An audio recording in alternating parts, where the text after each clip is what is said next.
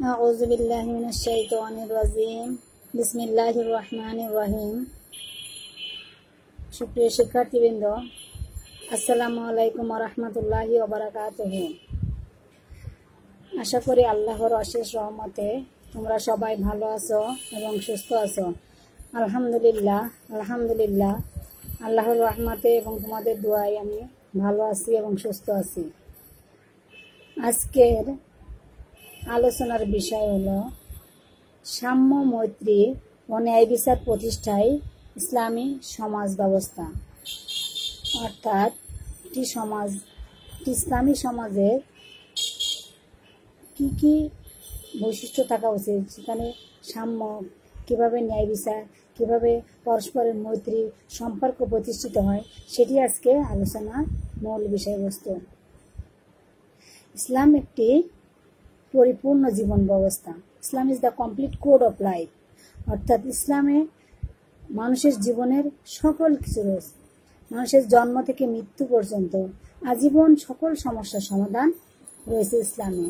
আর এই যে সমাজ ব্যবস্থাটা, অর্থাৎ ইসলামী সমাজ ব্যবস্থা, এই সমাজে ধনী গরিব, শিক্ষিত অশিক্ষিত, সাদা কালো, মুসলিম অমুসলিম কোনো ভেদাভেদ নেই, কোনো পার্থক্য নেই। সকল মানুষ পরস্পরের ভাই। আর এই মানুষের মধ্যে সাম্য মানে সমতা, মৈত্রী মানে সুসম্পর্ক প্রতিষ্ঠা এবং ভ্রাতৃত্ব প্রতিষ্ঠা করাই হচ্ছে ইসলামিক সমাজ ব্যবস্থার মূল মন্ত্র। তো এখন আমি আলোচনা করব পয়েন্ট আকারে যে সাম্য, মৈত্রী, ন্যায় বিচার প্রতিষ্ঠা ইসলামিক সমাজ ব্যবস্থার কী কী দিক রয়েছে সেটি সম্পর্কে। ইবাদতের ক্ষেত্রে কিভাবে সাম্য, কিভাবে ন্যায় বিচার প্রতিষ্ঠিত হয় সেটি এখন আমি আলোচনা করব।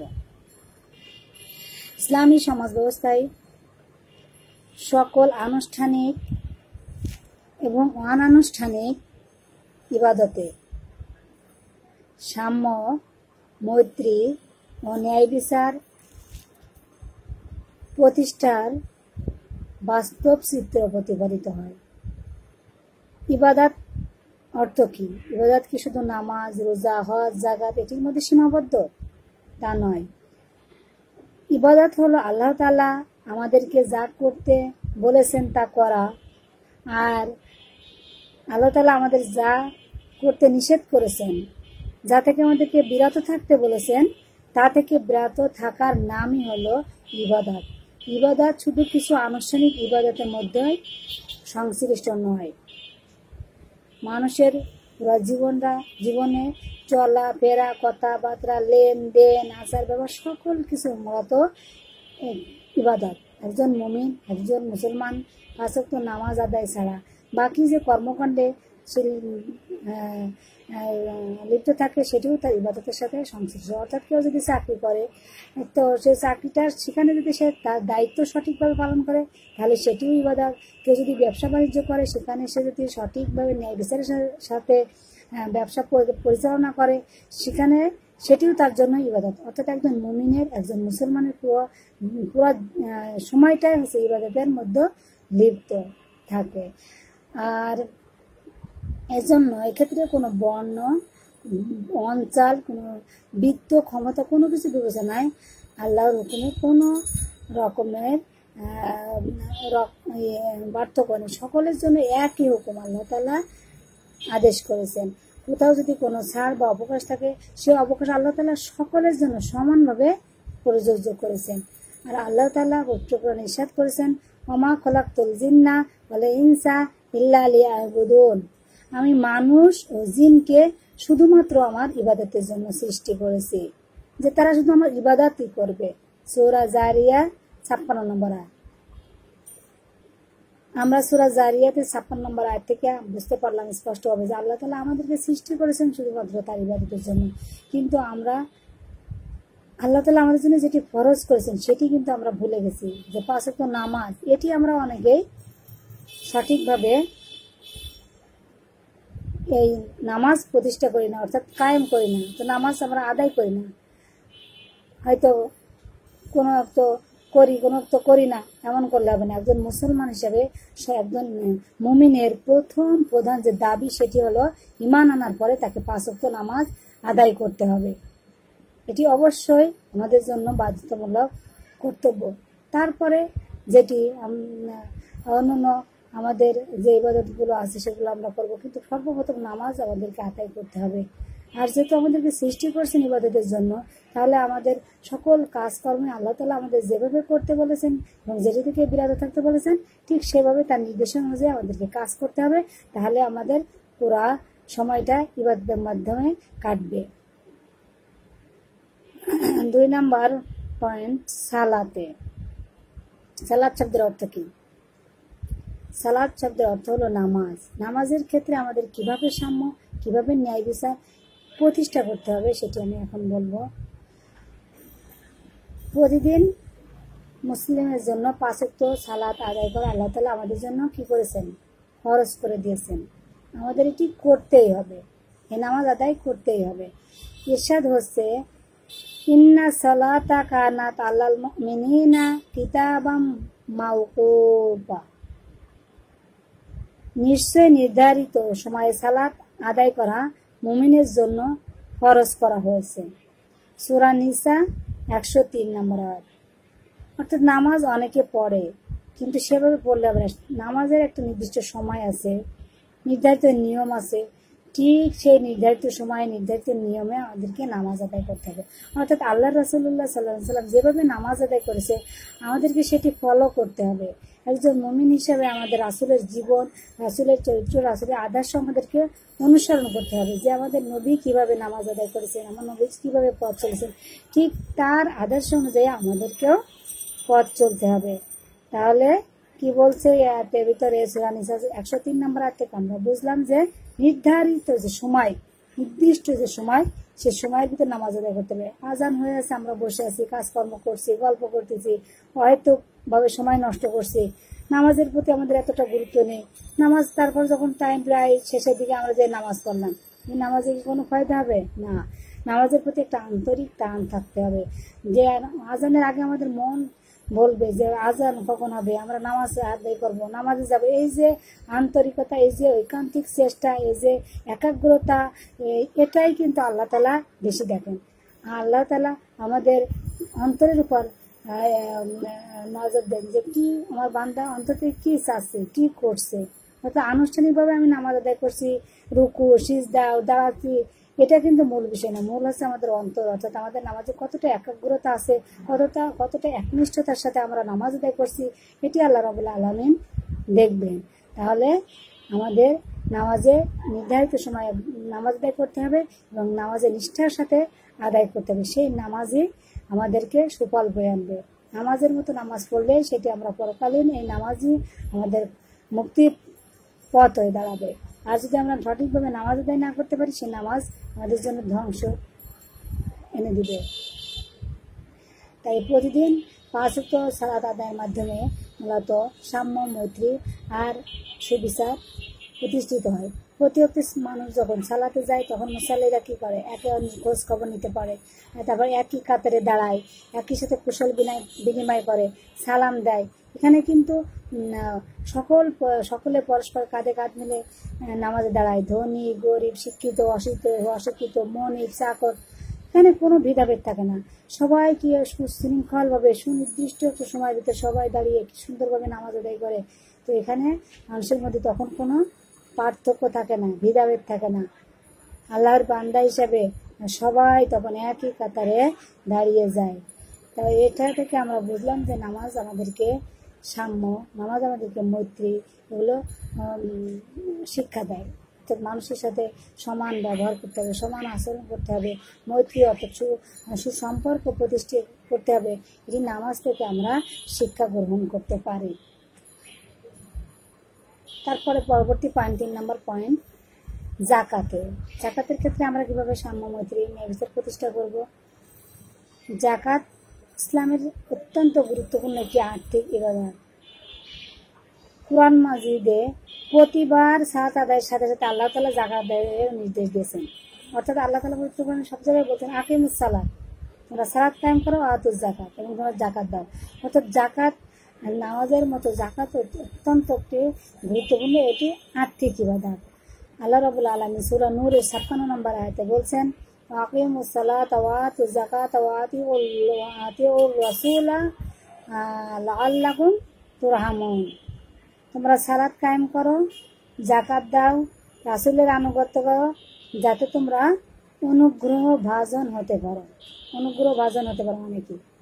আমরা যদি নামাজ আদায় করি তাহলে আমরা আল্লাহর আদেশ মানলাম, জাকাত দিই তাহলে আল্লাহর আদেশ মানলাম, আর আল্লাহ রাসূলের আনুগত্য তো আল্লাহ করতেই বলছেন, তোমরা রাসূলের আনুগত্য করো।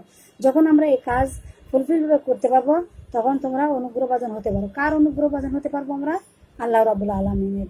কারণ তাহলে আল্লাহ সেই বান্দার প্রতি অনুগ্রহ করবে। আমরা যদি সঠিক নিয়মে নামাজ আদায় করি, আমরা যদি সঠিক আমাদের যে সম্পদ, আমাদের যে মাল আছে তা পরিপূর্ণ হিসাব করে বছরান্তে যে জাকাতের টাকাটা কিন্তু নির্দিষ্ট, যে এত টাকা থাকলে আমাকে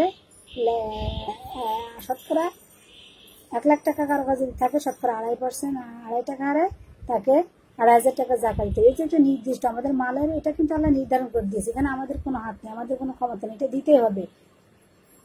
তো বছরের যে সম্পদ থাকে মুমিনের অবশ্যই কর্তব্য সেটার পরিপূর্ণ হিসাব করে সঠিকভাবে জাকাত আদায় করা। এখানে কখনো গরিমসি করা যাবে না। এজন্য আল্লাহ রাব্বুল আলামিন বলেন যে তোমরা সঠিকভাবে সালাত কায়েম করো, সঠিকভাবে জাকাত দাও এবং আল্লাহ রাসূলের যদি আনুগত্য করো তাহলে তোমরা অনুগ্রহবান হতে পারো, অর্থাৎ তাহলে তোমরা আল্লাহ রাব্বুল আলামিনের অনুগ্রহ লাভ করতে পারবে। আল্লাহ তাআলা সেই বান্দার প্রতি অনুগ্রহশীল হবেন। জাকাতকে রাসূল সাল্লাম বলেছেন ইসলামের ভ্রাতৃত্ব বন্ধনের সেতু। কি বলেছেন? ইসলামের ভ্রাতৃত্ব, অর্থাৎ ইসলামে পরস্পর মুমিন মুসলমান যে ভাই, ভ্রাতৃত্ব প্রতিষ্ঠা করার জন্য জাকাতকে সঠিকভাবে প্রতিষ্ঠা করতে হবে, সঠিকভাবে জাকাত আদায় করতে হবে। অর্থাৎ আমার অঢেল সম্পদ আছে, আমার যে আত্মীয়, আমার যে প্রতিবেশী, আমার যে বন্ধুবর্গ অনেক আছে গরিব যারা সামর্থ্যবান না, তো আমি আমার অর্থ সম্পদ থেকে আমি যদি সঠিকভাবে জাকাত আদায় করে তাদের মধ্যে বিতরণ করতে পারি তাহলে তাদের সাথে কি হবে? সুসম্পর্ক বৃদ্ধি পাবে, আন্তরিকতা বৃদ্ধি পাবে, ভ্রাতৃত্ব প্রতিষ্ঠিত হবে। এই জন্য জাকাত থেকে রাসূলুল্লাহ সাল্লাল্লাহু আলাইহি ওয়াসাল্লাম বলেছেন যে ইসলামের ভ্রাতৃত্ব বন্ধনের সেতু, অর্থাৎ ভাই ভাই যে সুসম্পর্ক বৃদ্ধি হবে এটার একটা মাধ্যম হলো জাকাত। আর এই জাকাতের মাধ্যমে মানুষের মধ্যে সাম্য, ন্যায় বিচার, সুসম্পর্ক প্রতিষ্ঠিত হয়। তারপরে 4 নম্বর পয়েন্ট, সাওয়ামি। সাওম শব্দের অর্থ কি? রোজা। আমরা সবাই জানি সাওম শব্দের অর্থ হলো রোজা। তো আল্লাহ তাআলা মুমিনের জন্য এই রোজা অর্থাৎ সাওম আদায় করা ফরজ করে দিয়েছেন। নামাজকেও যেমন আমাদের জন্য ফরজ করেছেন, জাকাত প্রদানকে ফরজ করেছেন, ঠিক তেমনইভাবে রোজা রাখাকে আমাদের জন্য ফরজ করে দিয়েছেন। আল্লাহ রাব্বুল আলামিন পবিত্র কোরআনে ইরশাদ করছেন, ইয়া আইয়ুহাল্লাযীনা আমানু কুতিবা আলাইকুমুস সিয়ামু কামা কুতিবা আলাল্লাযীনা মিন ক্বাবলিকুম লাআল্লাকুম তাত্তাকুন। হে মুমিনগণ, তোমাদের উপর সাওম ফরজ করা হলো যেমন ফরজ করা হয়েছিল তোমাদের পূর্ববর্তীদের উপর, যেন তোমরা তাকওয়া অর্জন করতে পারো। সূরা বাকারা 183 নম্বর আয়াত। তাহলে এই আয়াত থেকে আমরা বুঝলাম যে আল্লাহ তাআলা আমাদের উপর রোজা ফরজ করেছেন এবং এই রোজা আমাদের পালন করতে বলেছেন। কেন? আল্লাহর তাকওয়া অর্জন করতে পারে। আল্লাহ বলছেন তাকওয়া অর্জন করা। তাকওয়া শব্দের অর্থ কি? তাকওয়া শব্দের অর্থ আল্লাহ ভীতি। তো আল্লাহর ভয় যাদের আছে, আল্লাহর সাথে সুসম্পর্ক যারা প্রতিষ্ঠা করতে যায় তারা বেশি বেশি কি করবে? রোজা রাখবে। আর মানুষের উপলব্ধি করে দূরত্ব হ্রাস করার ক্ষেত্রে এই রোজা একটি গুরুত্বপূর্ণ আধ্যাত্মিক ইবাদত। কারণ ধনীরা যদি এই রোজা পালন না করে তারা কখনোই গরিবের কষ্ট বুঝতে পারবে না। এটা এমন একটি ইবাদত যেটি অর্থ দিয়ে হয় না। এটা হচ্ছে মানে যখন একজন ধনী ব্যক্তি রোজা রাখবে তখন সে না খেয়ে যখন থাকবে তখন সে কষ্ট অনুভব করবে, তখন সে বুঝবে যে গরিবের যখন না খেয়ে থাকে তখন তার কষ্টটা কতটুকু হয়। তো আল্লাহ রাব্বুল আলামিন আমাদের জন্য এটি ফরজ করে দিয়েছেন যাতে আমরা গরিবের প্রতি সহানুভূতিশীল হই, তাদের কষ্টে যাতে আমাদেরও কষ্ট লাগে, তাদের দুঃখ দেখে যে আমাদেরও দুঃখ লাগে। এই জন্য এটি এমন একটি আধ্যাত্মিক ইবাদত যেটি অর্থ সম্পদ দিয়ে হয় না। এটি প্রত্যেকের জন্য আল্লাহ ধনী গরিব সবার জন্য খরচ করে দিয়েছেন, যাতে ধনীরা গরিবের এই কষ্টটুকু উপলব্ধি করতে পারে। আর আল্লাহ তাআলা ধনীদের যে সম্পদ দিয়েছেন, অর্থ সম্পদ দিয়েছেন, এখান থেকে যেমন জাকাত আদায় করবে, ঠিক তেমনইভাবে রমজান এলে সে রোজা আদায় করবে এবং রোজার মাধ্যমে আল্লাহ নৈকট্যশীল বান্দা হওয়া যায়। বেশি বেশি করে রোজা রাখলে আল্লাহর প্রতি ভীতি আসে। মানুষ যখন না খেয়ে থাকে তখন কিন্তু সে যখন রোজা থাকে তখন ইচ্ছা করলেই সে একটা খারাপ কাজ করতে পারে না। মনে হয় যে আমি রোজা আছি, আমি এই কথাটা কীভাবে বলবো, অথবা আমি কিভাবে এই কাজটা করব। আর যখন রোজা না থাকে তখন এই জ্ঞান বুদ্ধি তার ভিতরে অতটা থাকে না। রোজা থাকলে প্রত্যেকটা মানুষ তার নিজের ভিতরে একটা চেঞ্জ আসে, পরিবর্তন আসে, যে না আমি রোজাদার ব্যক্তি, আমি কার সাথে ঝগড়া করতে পারবো না, আমি কোনো একটা অন্যায় কাজ করতে পারবো না, আমি ইচ্ছা করতে পারবো না। রোজা যতটুকু সময় থাকে ততটুকু সময় অন্তত সে এই জিনিসগুলো তার মাথায় থাকে যে আমি একজন রোজাদার ব্যক্তি, আমার প্রতি কোনো খারাপ কাজ করা সম্ভব নয়। তাই এই রোজার মাধ্যমে আমরা কি বুঝতে পারি যে আমরা যেহেতু সাম্য ন্যায় বিচার প্রতিষ্ঠা ইসলামী সমাজ ব্যবস্থা আমি টপিক পড়াচ্ছি, সেখানে রোজার মাধ্যমে ঠিক যে গরিবের প্রতি সহানুভূতিশীল হওয়া, গরিবের কষ্ট বুঝতে পারা, এই সহানুভূতি, এই উপলব্ধিটা তখন যারা ধনী তারা বুঝতে পারে। তাই ইসলামী সমাজের ভ্রাতৃত্ব বন্ধনের জন্য এবং পরস্পরের সুসম্পর্ক প্রতিষ্ঠার জন্য এবং মানুষের দুঃখ কষ্ট বোঝার জন্য ঠিক গরিবের মতো ধনীরাও কী করবে, রমজান মাসে রোজা আদায় করবে এবং রমজানের এই 1 মাস ফরজ রোজা ছাড়া অন্যান্য যে নফল রোজা আছে সেগুলো আদায় করবে এবং এর মাধ্যমে আল্লাহর নৈকট্য অর্জনের করতে পারবে। বান্দা যত বেশি রোজা রাখবে তত আল্লাহর বেশি নৈকট্যশীল হতে পারবে। 5 নম্বর পয়েন্ট, হজ। আল্লাহ রাব্বুল আলামিন শারীরিক এবং আর্থিকভাবে সক্ষম মুসলিমদের জন্য হজ পালন করা ফরজ করে দিয়েছেন। অর্থাৎ শুধু আর্থিকভাবে সামর্থ্যবান হলেই হবে না, কিংবা শারীরিকভাবে হলে হবে না, শারীরিক এবং আর্থিক সকল দিক থেকে যখন একজন ব্যক্তি সক্ষম হবে, একজন মুসলমান যখন সক্ষম হবে, তখন তার জন্য কেবল হজ আদায় করা ফরজ। আল্লাহ রাব্বুল আলামিন নিষেধ করছেন, মানুষের মধ্যে যার এ ঘরে যাওয়ার সামর্থ্য আছে তার জন্য আল্লাহর উদ্দেশ্যে এ ঘরে হজ করা অবশ্য কর্তব্য। সূরা আল ইমরান 97 নম্বর আয়াত। মানে আল্লাহ রাব্বুল আলামিন বলে দিয়েছেন যাদের সামর্থ্য আছে, অর্থাৎ আর্থিকভাবে সামর্থ্য থাকবে এবং সাথে সাথে শারীরিক সামর্থ্যটাও থাকা লাগবে। কারণ হজের ভিতরে অনেক আনুষ্ঠানিক ইবাদত পালন করতে হয়, যা অসুস্থ অথবা বৃদ্ধ অথবা দুর্বল যারা, তারা যে সেই আনুষ্ঠানিক ইবাদত সঠিকভাবে পালন করতে পারে না। এই জন্য যাদের অর্থ সম্পদ আছে তারা শক্তি থাকতে সামর্থ্যবান হওয়ার সাথে সাথে হজ পালন করবে, সুস্থ থাকার সাথে সাথে এই কাজটি করতে হবে। হজ হলো সকল বিশ্বের সকল মুমিন মুসলমানের জন্য আসলে একটি বার্ষিক সম্মেলন। পৃথিবীর সকল দেশ থেকে সকল মুমিন মুসলমান এখানে একত্রিত হয়। তাদের মধ্যে সাদা কালো, ধনী গরিব, উঁচু নিচু কোনো বিভাজন থাকে না, কোনো পার্থক্য থাকে না। সবাই এক লাব্বাইক আল্লাহুম্মা লাব্বাইক ধ্বনিতে একই জায়গায় তাওয়াফ করবে, আবার আরাফাতের ময়দানে যাবে। মানে কেমন একটা সুন্দর একটা নিয়ম, সুশৃঙ্খল একটা পরিবেশে তারা এই হজ সম্পন্ন করে। এই হজের মাধ্যম থেকে আমরা অনেক কিছু শিখতে পারি, যেটা পরস্পরের মধ্যে সকল মুমিন মুসলমানদের মধ্যে সুসম্পর্ক প্রতিষ্ঠার একটি অন্যতম সম্মেলন হলো এই হজ। বিশ্ব মুসলিম যে একটি অবিচ্ছিন্ন দেহের মতো, হজের মাধ্যমে তা নতুনভাবে প্রমাণ পাওয়া যায়।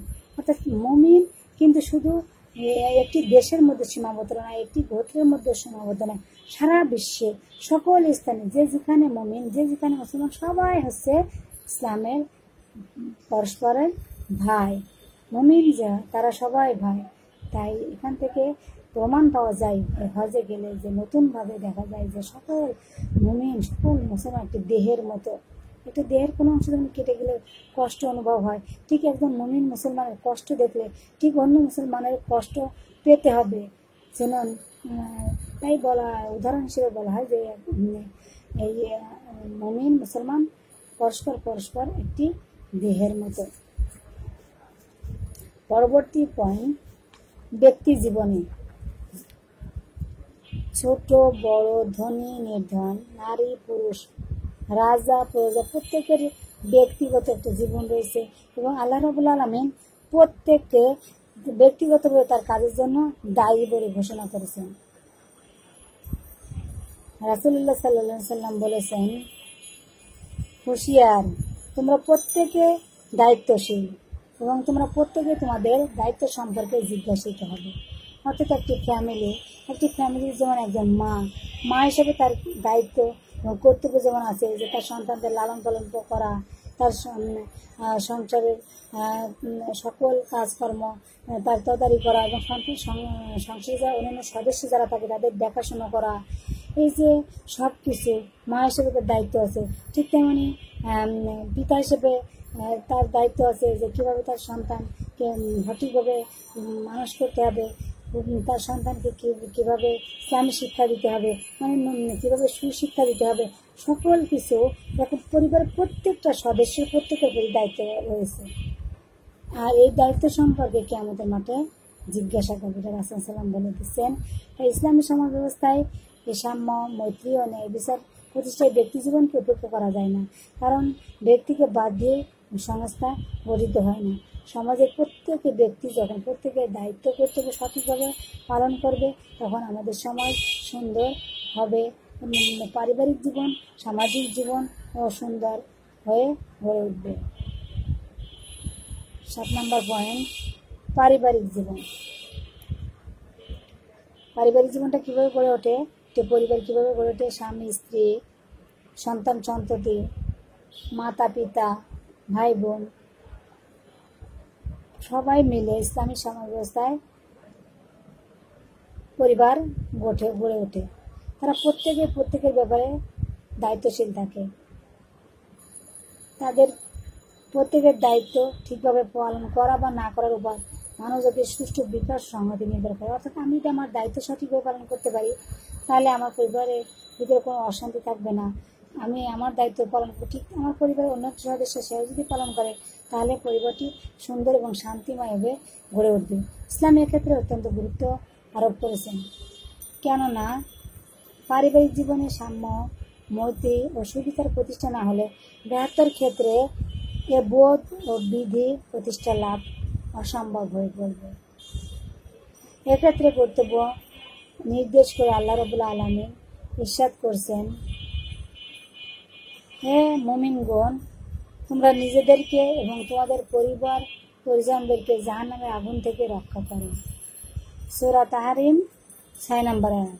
অন্যত্র ইরশাদ করছেন, ওয়ালা তাকতুলু আওলাদাকুম খাশিয়া ইমলাক, আর তোমরা তোমাদের সন্তানদেরকে দারিদ্র্যের ভয়ে হত্যা করো না। সূরা বনী ইসরাঈল 31 নম্বর আয়াত। আল্লাহ রাব্বুল আলামিন অন্যত্র ইরশাদ করছেন, হুন্না লিবাসা লাকুম ওয়া আনতুম লিবাসা লাহুন্না, তোমাদের স্ত্রীরা তোমাদের ভূষণ আর তারা ভূষণ তোমাদের। সূরা বাকারা 187 নম্বর আয়াত। বস্তুত পারিবারিক জীবনে আল্লাহ প্রদত্ত এই সকল দায়িত্ব সঠিকভাবে পালনের মাধ্যমে সামাজিক ক্ষেত্রে সাম্য, মৈত্রী ও সুবিচার প্রতিষ্ঠা করা সহজ এবং সম্ভব হয়ে ওঠে। কারণ একজন ব্যক্তি যখন পরিবার থেকে এ সকল শিক্ষা লাভ করবে যে আমার দায়িত্ব এটি পালন করতে হবে, ঠিক সে যখন সামাজিক অঙ্গনে প্রবেশ করবে সে তখন তার দায়িত্ব সেখানে যে পালন করতে অভ্যস্ত হয়ে উঠবে। নিজের পারিবারিক থেকে যদি শিক্ষা লাভ না করে তখন সমাজ জীবন ও সে সুন্দরভাবে তার জন্য সুন্দরময় হয় না। মানে পারিবারিক জীবনকে গুরুত্ব দিতে হবে। ব্যক্তি যখন পারিবারিক জীবন সুন্দরভাবে গুরুত্ব দেবে, সুন্দরভাবে তার দায়িত্ব পালন করবে, ঠিক সামাজিক জীবনে তার জীবনটা সুন্দরময় হয়ে গড়ে উঠবে। পরবর্তী পয়েন্ট, সামাজিক জীবনে মানুষ তার ব্যক্তিগত জীবনকে সুন্দর, সুখময় এবং শান্তিময় পূর্ণ করে তোলার জন্য সামাজিক জীবন যাপন করে। অর্থাৎ সমাজের প্রতিজন সদস্যের জন্য আল্লাহ তাআলার দায়িত্ব এবং কর্তব্য নির্ধারণ করে দিয়েছেন। তো সমাজে বসবাস করতে গিয়ে মানুষ যদি তার দায়িত্ব এবং কর্তব্য সঠিকভাবে পালন করে, তাহলে তার সমাজ জীবনও সুন্দরময় এবং সুখময় হয়ে উঠবে। আর সমাজে বসবাসকারী মানুষ কারা, যেমন সমাজের প্রতিবেশী, আত্মীয় স্বজন যারা আছে, ধনী গরিব, শাসক সাধারণ নিজে, সকলে যদি সুন্দরভাবে পরস্পরের মধ্যে সম্পর্ক প্রতিষ্ঠা করে, তাহলে সেই সমাজ জীবন সুন্দর হয়ে গড়ে উঠবে। আল্লাহ রাব্বুল আলামিন বলছেন, পবিত্র কোরআনে ইরশাদ করছেন, তোমরা আল্লাহর ইবাদত করবে, তার সাথে কোনো কিছু শরীক করবে না, মাতা পিতার সাথে ইহসান করবে, আত্মীয়, ইয়েতিম, মিসকিন, নিকট প্রতিবেশী, দূর প্রতিবেশী, সঙ্গী সাথী ও পথচারীদের সাথে এবং তোমাদের অধিকারভুক্ত দাস দাসীদের সাথেও ইহসান করবে। সূরা নিসা 36 নম্বর আয়াত যদি আমরা স্পষ্ট ব্যাখ্যা করি সুন্দর করে, তাহলে আমরা সবাই স্পষ্ট হয়ে বুঝতে পারবো যে আল্লাহ তাআলা কি করতে বলেছেন, কাদের সাথে ভালো ব্যবহার করতে বলেছেন, ইহসান করতে বলেছেন। ইহসান অর্থ কি সুন্দর ব্যবহার করা। আল্লাহ তাআলা ইবাদত করতে বলেছেন এবং তার সাথে কোনো কিছু শরীক করতে নিষেধ করেছেন, সাথে সাথে কিন্তু নির্দেশ দিয়েছেন যে তোমার পিতামাতার সাথে ভালো ব্যবহার করতে। অর্থাৎ এই পৃথিবীতে আমরা পিতামাতার মাধ্যমেই কিন্তু এই পৃথিবীতে এসেছি। পিতামাতাই আমাদের সবচেয়ে আপনজন। তাই সর্বপ্রথম ভালো ব্যবহার করার হকদার হলো পিতামাতা। আর তারপরে তারা, তারপর হচ্ছে আত্মীয় স্বজন। আত্মীয়র ভিতরে আগে নিকট আত্মীয়, তারপর দূর আত্মীয়, তারপর যেন ইয়েতিম, মিসকিন, প্রতিবেশীর ক্ষেত্রেও আগে নিকটতম প্রতিবেশী, তারপর দূরতম প্রতিবেশী, তারপরে সঙ্গী সাথী। সঙ্গী সাথী মানে কি, আমরা যা বসবাস করতে যাই, যাদের সাথে আমরা কথাবার্তা বলি, চলি। পথচারীও কিন্তু আমাদের সঙ্গী, তাদের সাথেও কিন্তু ভালো ব্যবহার নির্দেশ দিয়েছেন। এবং তোমাদের অধিকারভুক্ত দাস দাসীদের সাথে ইহসান করবে। আল্লাহ রাব্বুল আলামিন সূরা নিসা 36 নম্বর আয়াতে লাস্টে যে কথা বলেছেন যে তোমরা তোমাদের অধিকারে যে দাস দাসী যারা রয়েছে তাদের সাথেও ইহসান করবে, সুন্দর ব্যবহার করবে। আমার অধীনে আমার দাসী কাজ করে, এর জন্য কিন্তু তার সাথে খারাপ ব্যবহার করা যাবে না, যা ইচ্ছে তাই করা যাবে না। সে একজন কাজের লোক, যখন আমার কাছে থাকবে তখন আমার নিজের একটা পরিবারের অংশ হিসেবে তাকে মনে করতে হবে। আমি নিজে যে খাওয়াবো ঠিক থাকে তার খাওয়াতে হবে। কারণ আমরা রাসূল সাল্লামের বিদায়ের যে ভাষণের মাধ্যমে আমরা স্পষ্টভাবে জানতে পারি যে রাসূল সাল্লাম বিদায়ের ভাষণে বলেছিলেন যে তোমরা দাস দাসীদের তোমরা নিজেরা যা খাবে তাও তাদেরকে খাবে, নিজেরা যা পড়বে তাও তাদেরকে পড়াবে। এটা কিন্তু বিদায়ের ভাষণে আমরা জানতে পারি। তাছাড়া আল্লাহ রাসূল সাল্লাম যখন ইন্তেকাল করার আগে তখন দুইটা কথা লাস্টে বলে যান। সেটি কি? সেটি এক আছে সালাত।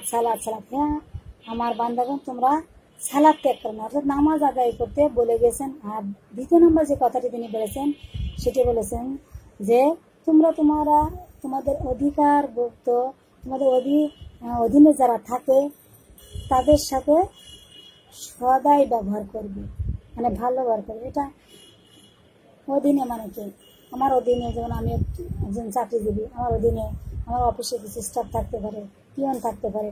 আমি আমার বাসায় আমার সাথে যারা বসবাস করে, আমার অধীনে যারা থাকে তাদের সবার সাথে ভালো ব্যবহার করতে হবে, সে দাস দাসী হোক অন্যরা হোক। এটা কিন্তু আল্লাহ তাআলা নির্দেশ দিয়েছেন ভালো ব্যবহার করার। তো আমরা মোটামুটি এটা থেকে জানতে পারলাম যে ইসলামী সমাজ ব্যবস্থায় সাম্য, মৈত্রী ও ন্যায় বিচার প্রতিষ্ঠায় কীভাবে প্রতিষ্ঠিত হবে সেটি আমি আলোচনা করলাম। তো আমি আলোচনার শেষ প্রান্তে চলে এসেছি। আজকে আমি এখানে তোমাদের সাথে ক্লাস সমাপ্তি করতে যাচ্ছি। পরবর্তী ক্লাসে আমাদের তোমাদের সাথে আবার কথা হবে। তোমরা সবাই ভালো থাকবে, সুস্থ থাকবে। এই কারণে এখানে শেষ করছি আজকের ক্লাস। আল্লাহ হাফেজ। আসসালামু আলাইকুম ওয়া রাহমাতুল্লাহি ওয়া বারাকাতুহু।